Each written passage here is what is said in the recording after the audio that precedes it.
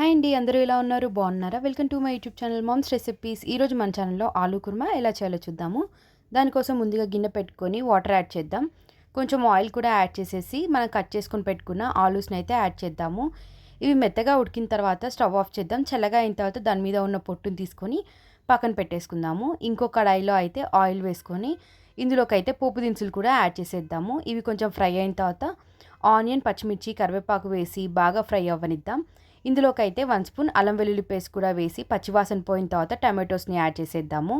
Tomatoes కొంచెం soft అయిన తర్వాత మనం ఉడకపెట్టుకొని పెట్టుకున్న ఆలూస్ని కూడా యాడ్ చేసి మంచిగా స్మాష్ చేద్దాము. ఆ తర్వాత ఇందులోకైతే పసుపు, ఉప్పు, కారం, అలాగే గరం మసాలా, ధనియా మసాలా కూడా వేసి బాగా మిక్స్ చేసుకొని ఒక 5 నిమిషాలు మగ్గిన తర్వాత వాటర్ యాడ్ చేసేద్దాం. ఆ తర్వాత ఒకసారి మనం మిక్స్ చేసి మూత పెట్టేద్దాం.